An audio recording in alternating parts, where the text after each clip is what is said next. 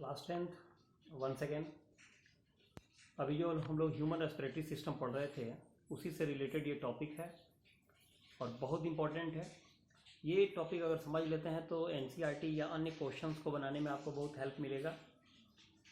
हमारे अंदर जो एल्वियोलाई है हमारे लंग्स के अंदर, अभी ये आपको बताए थे कि मिलियंस ऑफ एल्वियोलाई हमारे या एयर सैक्स हमारे लंग्स के अंदर है। जब वो फूलेंगे दैट मीन्स जब उनके अंदर एयर आएगा इन्हेलेशन के बाद निश्चित है उनका साइज इंक्रीज कर जाता है। तो आपको आश्चर्य होगा कि आपके लंग्स के अंदर जो एल्वियोलाई का जो सरफेस एरिया बनता है वह अबाउट 80 मीटर स्क्वायर एरिया बनता है।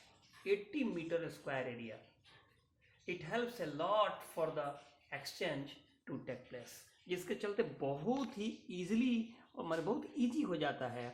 बहुत बड़ा सरफेस एरिया हो गया जिसके चलते समझिए कि गैसों का एक्सचेंज बहुत आसान हो जाएगा। सोचिए लगभग उसका सरफेस एरिया आपके रूम के किसी वॉल के एरिया के बराबर हो या उससे भी बड़ा हो सकता है। यानी कि 16 मीटर लंबा रूम हो और 5 मीटर उसकी ऊंचाई हो तो सोचिए 16 25 80 इतना बड़ा एरिया हो गया जो कि बहुत ज़्यादा होता है, जिससे बहुत हेल्प मिलता है गैसों के एक्सचेंज में। अब एक और बात जाननी है कि जितने भी टेरेस्ट्रियल एनिमल्स हैं जो ज़मीन पर रहते हैं उनके पास तो लंग्स होता है और इस लंग्स के मदद से वो एटमॉस्फेयर में रहने वाले ऑक्सीजन को वो डायरेक्ट यूज करते हैं। और आप जानते हैं कि एटमॉस्फेयर में लगभग 21% ऑक्सीजन प्रेजेंट होता है जो कि बहुत ज़्यादा है और इसलिए उनको कम ही बार सांस लेना पड़ता है। जैसे हम लोग को देखिए अबाउट 15 से 18 बार एक मिनट में हम लोग सांस लेते हैं। हम लोग का ब्रीदिंग रेट अबाउट 15 to 18 होता है, बहुत आसान है। लेकिन अगर किसी मछली वगैरह को देखिएगा तो वो एक मिनट में बहुत बार सांस लेती है। ऐसा क्यों? तो देखिए समझिए, aquatic animals use dissolve oxygen which is less in amount. जितने भी एक्वेटिक एनिमल्स होते हैं वो पानी में जो ऑक्सीजन डिजॉल्व होता है उसका वो लोग यूज करते हैं और पानी में लेस ऑक्सीजन डिजॉल्व होता है। नतीजा क्या होता है कि उनको बहुत ज़्यादा बार, कोई भी एक्वेटिक एनिमल किसी भी टेरेस्ट्रियल एनिमल के कंपैरिजन में बहुत ज़्यादा बार ब्रीदिंग करता है। उसके पीछे रीज़न यही है कि पानी में जो डिजॉल्व ऑक्सीजन होता है उसका अमाउंट कम होता है। किसके कंपैरिजन में? तो एटमॉस्फेरिक ऑक्सीजन के कंपैरिजन में। अब कुछ और एनिमल्स के बारे में पढ़ना है, आपकी किताब में जो स्पेशली पढ़ना है मैं उसी के बारे में बता रहा हूँ। फिश को जानते हैं कि वह गिल्स से वो क्या करती है, वो सांस लेती है। जैसे हम लोग लंग्स से लेते हैं तो वो गिल्स से लेती है। क्यों? क्योंकि गिल्स जो होता है वह वाटर में डिजॉल्व ऑक्सीजन को लेने में मदद करता है। अगर गिल्स नहीं रहे, फिश भी गिल्स से करती है। और जब फ्रॉग भी जब अपने प्राइमरी स्टेज में रहता है, जब वो टैडपोल रहता है उस समय उसमें भी गिल्स होता है। तो यानी जिसको भी डिजॉल्व ऑक्सीजन लेना होगा पानी से उसको गिल्स से मदद मिलता है। अब देखिए जितने भी इंसेक्ट्स हैं, जितने भी जैसे ग्रास हॉपर है, जैसे कि कॉकरोच है, उनकी बॉडी पर छोटे छोटे होल्स होते हैं। तो उनके बॉडी पर जो होल्स होते हैं उस होल्स को हम लोग स्पाइरेकल्स कहते हैं। और ये सारे स्पाइरेकल एक ट्यूब लाइक स्ट्रक्चर से जुड़े हुए होते हैं आपस में।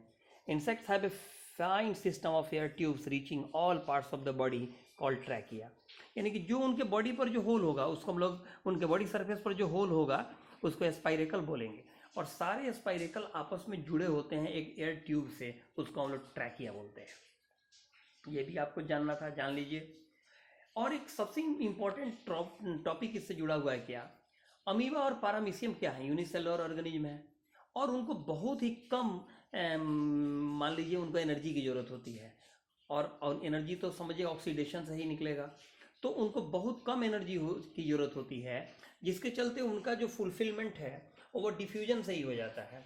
और ये डिफ्यूजन अमीबा और पारामीशियम के जनरल बॉडी सरफेस पर पूरा होता है या उनके सेल मेम्ब्रेन से कहिए पूरा होता है, वहीं पर वो टेक प्लेस होता है। तो unicellular organisms like amoeba and paramecium exchange the gases by diffusion that occurs through the general surface of the body. उनके बॉडी के जनरल सरफेस पर ही एक्सचेंज होता है और डिफ्यूजन माध्यम से होता है, क्योंकि उनको लेस एनर्जी का रिक्वायरमेंट है जो उससे पूरा हो सकता है। यही सवाल पूछता है कि हम लोग में बड़े बड़े एनिमल्स में क्यों नहीं होता है।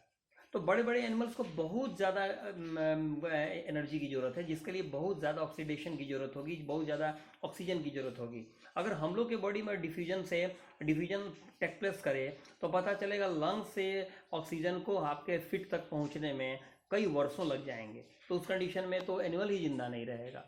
तो याद रखिएगा, हम लोग को मोर एनर्जी की ज़रूरत है, इसलिए मोर ऑक्सीजन की ज़रूरत है और क्विकली ज़रूरत है, इसलिए हमारे पास एक अलग सिस्टम बना हुआ है। और यूनिसेलुलर ऑर्गेनिज्म को बहुत कम एनर्जी की ज़रूरत है, बहुत कम ऑक्सीजन से काम चल जाता है, इसलिए उनका डिफ्यूजन से ही काम चल जाता है।